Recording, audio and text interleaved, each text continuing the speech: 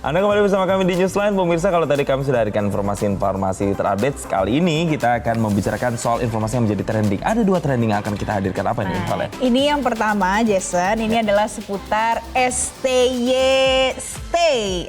Bukan kayak gitu nomor 2. Jadi yang pertama adalah masih tetap dong debat capres, karena nanti tanggal 4 Februari itu adalah debat capres terakhir kita, debat pamungkas. Pencariannya sampai 8.000, terus yang kedua baru STY Stay tadi. Betul. Sinteyong, Timnas Indonesia. Betul, dan kalau kita lihat dari 2 trending topik tersebut, kalau debat capres sampai dengan siang ini pencariannya sampai dengan 8.000 pencarian. Kalau yang Sinteyong, yang kayaknya orang Indonesia tuh masih pengen banget Sinteyong tuh melatih Timnas Indonesia, ini pencariannya sampai dengan 3.000 pencarian. Nah, selengkapnya pemirsa akan kita bahas dalam Newsline Trending Topic.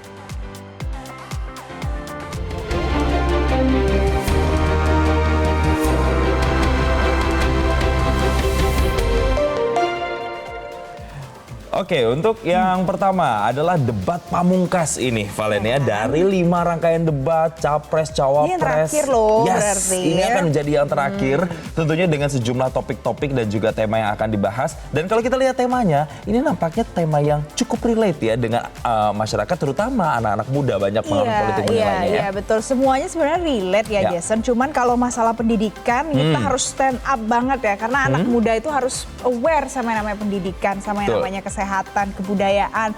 Nah, debat yang terakhir ini nanti akan diselenggarakan di JCC tanggal 4 Februari 2024 pukul 19 waktu Indonesia Barat.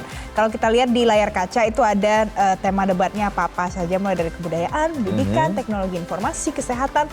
Semuanya ini berkaitan dengan kegiatan sehari-hari kita ya, Jason. Kayak misalnya lagi online gini pakai teknologi informasi kan? Yes, betul. Kemudian ada kesejahteraan sosial tuh, bansos yang kemarin ramai itu masuk nggak ya ke topik kesejahteraan sosialnya nggak, Valen? Harus dibahas sih, Jason, supaya nanti ketahuan siapa ya yang punya pemikiran setuju bansos ini semakin banyak di masa-masa kampanye jelang Pilpres, atau bansos harusnya sesuai dengan jadwalnya aja, Jason, atau karena situasinya tapi situasinya juga membutuhkan bansos deh kayaknya. Oke, itu adalah topik-topik yang mungkin nanti bisa diperdebatkan, dan mungkin itu akan menjadi pertanyaan-pertanyaan yang sudah disusun oleh ke-12 panelis yang nantinya berpartisipasi untuk merangkum semua pertanyaan. Tapi selain itu tentunya nanti di debat pamungkas terakhir ini akan mempertemukan kembali, yaitu ada Anies Baswedan di 01, kemudian 02 ada Prabowo Subianto, dan juga 03 adalah Ganjar Pranowo. Nantinya peraturannya juga hampir-hampir sama dengan yang sebelumnya, akan diawali dengan penyampaian visi dan misi serta gagasan. Kemudian di segmen berikutnya akan ada pertanyaan-pertanyaan panelis yang mereka harus menjawab dan nantinya akan ditanggapi satu sama lain. Dan yang paling seru, betul, itu adalah tanya jawab. Biasanya di situ tensinya juga sudah mulai kelihatan lebih naik. Mereka bisa saling adu gagasan, adu program, dan juga kalau misalnya ada bantahan-bantahan itu biasanya terjadi di momen-momen itu ya. Tanya jawab ini juga jadi ajang saling serang juga kali ya, dan melihat bagaimana nanti jawabannya kalau seandainya diserang, ditanyai dengan hal-hal yang krusial dan sensitif gitu ya, Jason ya. Betul. Jadi jawabannya gimana gitu. Nah, ini adalah kesempatan kita untuk bisa kemudian menilai lagi. Kenapa ini? Karena kalau kita lihat hasil survei misalnya dari Center for Strategic and International Studies atau CSIS nih, melibatkan ada 1.200 responden yang usianya 17-39 tahun, artinya pemilih muda. Datanya 44% pemilih ini menyoroti topik kesejahteraan publik, kemudian 21%-nya ini memberikan perhatian pada topik pekerjaan, sementara 6,2% ini terkait dengan SDM atau generasi muda.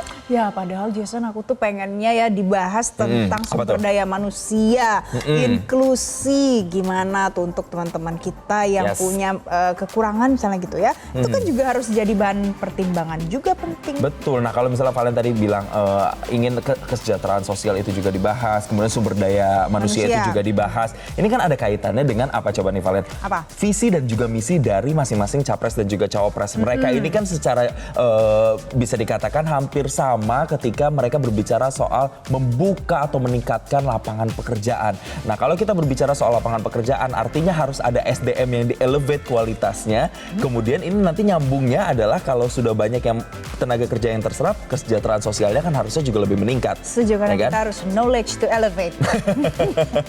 Nah, ini juga ngomong-ngomong knowledge, karena nanti juga yang sedang hot-hotnya diperbincangkan ada isu soal uang kuliah yang harus dibayar, Oh, iya. pinjol kan. Itu yang ramai tuh kemarin Iya, ya. padahal kita mau knowledge to elevate, kita lihat ini ada beberapa visi, misi, kebudayaan, pendidikan, semuanya punya yang diutarakan untuk jadi program prioritas di bidang pendidikan. Anies Mohaimin, kemudian Prabowo Subianto dan Gibran, Ganjar Mahfud juga semuanya ada. Tapi permasalahannya Jason, siapa nanti yang paling bisa mengimplementasikan dan yang paling realistis? Betul, dan yang paling memang spesifik juga ya, karena jangan sampai kemudian debat pamungkas, debat terakhir, tapi masih ngawang-ngawang aja, atau mungkin masih sesuatu yang di permukaan. Tentu kita sebagai pemilih, terutama mungkin bagi banyak masyarakat yang mungkin sampai dengan H-10 pemilu ini masih undecided voter atau swing voters. Kamu undecided voters gak, Jason? Wah, saya sudah punya pilihan yang tentunya saya sudah simpan sendiri, tapi tentu kan di luar ini kan banyak yang masih undecided voters. Iya, aku juga ya kan? masih undecided voters, tapi Kamu masih nggak termasuk apa-apa. ya? Kan masih punya waktu. Bukan Untuk menentukan jam. ya? Masih punya berapa hari lagi ya, Jason? 10 10-an hari lagi ya. untuk menentukan mau memilih nomor 1, 2, atau 3 ya. Gitu. Betul. Nah, ini kalau kita melihat debat, sebenarnya banyak yang menilai apakah debat nanti benar-benar akan mempengaruhi sebenarnya pemilih untuk memilih calon tertentu atau tidak.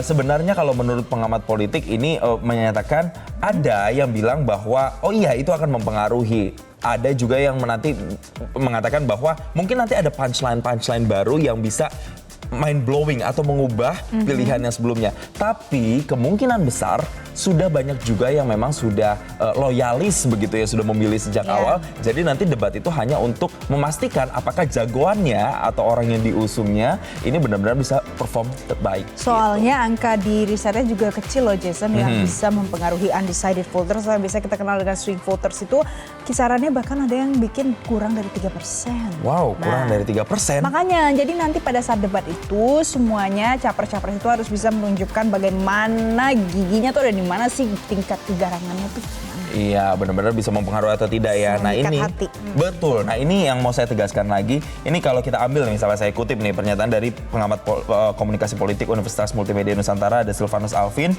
Debat capres-cawapres ini memiliki kekuatan untuk mempengaruhi pilihan. Kendati demikian, dia menggarisbawahi bahwa dampak dari debat itu tergantung pemilihnya. Bagi yang sudah menentukan pilihan, maka debat hanya berfungsi sebagai peneguhan atas pilihan mereka.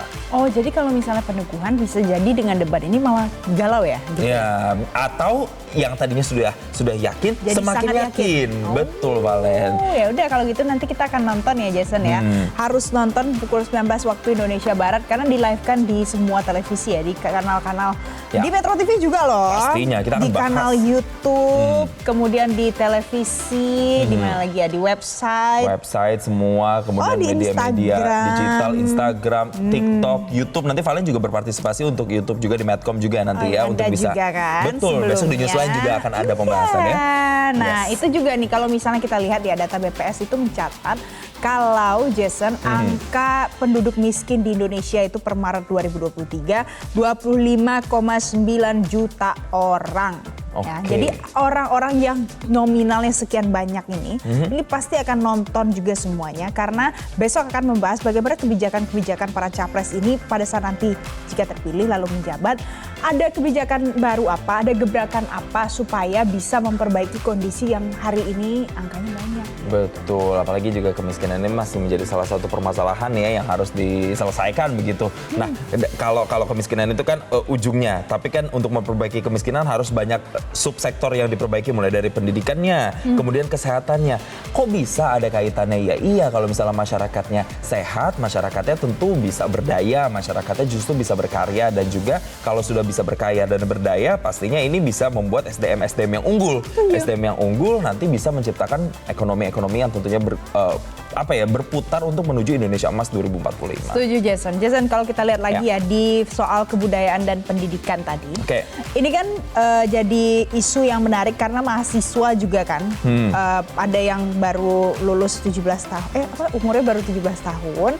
Lalu dia nanti akan memilih pemilih pertama. Itu kan Wah. semua lagi menjalani masa-masa pendidikan. Kamu Yes. udah lupa ya masa pendidikan ya? Kebetulan. Udah tua ya? Udah lama lewat dong, ya? pasti inget dong. Nah ini juga pastinya kan kita inginnya semakin kesini pendidikan di Indonesia itu juga semakin baik, kurikulumnya juga semakin jelas, kurikulum yang benar-benar bisa tidak hanya meningkatkan kapasitas mereka secara otak kiri saja atau kemampuan eksakta, tapi juga kemampuan yang berbasis skill. Itu yang diharapkan bisa dilakukan atau diterapkan di Indonesia. Semua capres itu punya visi di bidang pendidikan dan kebudayaan ya kan. Nah kalau misalnya kita lihat misalnya Ganjar itu punya satu keluarga miskin, satu sarjana misalnya gitu. Anies Baswedan juga pernah mengatakan kalau perlu pendidikan yang lebih baik lagi di lingkungan pendidikan agama misalnya gitu. Prabowo Subianto memasukkan pendidikan di dalam 1 dari 8 program prioritasnya. Jadi untuk para mahasiswa, pelajar, semua yang sedang belajar nih harus melihat dengan rinci apa-apa saja nanti visi misinya dan kebutuhan Anda apa sebenarnya, apakah terjawab oleh para capres ini atau tidak? Iya, itu yang harus kita ukur-ukur bersama ya. Tapi nanti kita akan juga bacakan nih komentar-komentar netizen terkait dengan persiapan debat kelima. Tapi sebelum itu juga kita informasikan juga bahwa nantinya moderatornya ini juga akan sama dimoderatori oleh jurnalis televisi. Nantinya akan ada Dwi Anggia dan juga Andromeda Mercury, jurnalis TV One yang akan memandu acara debat. Dan nanti kita lihat juga mereka ini adalah seorang jurnalis-jurnalis yang memang terbiasa membawakan dialog politik, hard news. Jadi diharapkan nanti bisa memberikan nuansa debat yang juga berbeda dari debat-debat sebelumnya kalian. Oke, kita lihat ya Jason, ini ada komentar dari warganet di Instagram. Yang pertama itu ada @rianan. Nonton ya guys, biar dapat preferensi yang benar buat memilih. Kalau saranku, mending pilih yang punya rekam jejak baik saja, karena sudah terbukti. Betul. Boleh Jadi, lah ya tips and triknya. yes, dilihat rekam jejak ya kuncinya tadi ya. Kemudian ada Abdul Waduda, isu debat kali terakhir isu yang penting katanya. Semua debat padahal penting loh. Penting. Tapi yang ini lebih penting lagi kali ya buat Waduda tadi. Yang ketiga ada @noval. Kalau bisa untuk debat terakhir ini KPU harus melarang penonton hadir agar tidak menimbulkan kegaduhan. Oh itu yang harap tenang gitu loh Jason. Ya karena biasanya gemuruh penonton atau supporter atau pendukung ini biasanya juga agak mengacaukan para capres dan cawapres ketika menjawab, dan itu berdampak pada waktu yang sempat berkurang juga. Iya, jadi lama ya. Betul. Oke. Kemudian ada juga Muhammad ISM. Udah bisa dibayangkan sih ini siapa yang dominan sesuai tema debat katanya gitu. Siapa coba menurut? Belum tahu. Yang kelima @Heri Siswanto. Jagoan gua menang lah pastinya. Ya, siapapun jagoannya, yang penting kan di sini adalah adu gagasannya. Kita harus melihat benar-benar pemimpin bangsa itu benar-benar dari satu hasil debatnya pasti, kemudian yang kedua adalah rekam jejaknya. Itu yang paling penting. Jelajahi cara baru mendapatkan informasi. Download Metro TV Extend sekarang.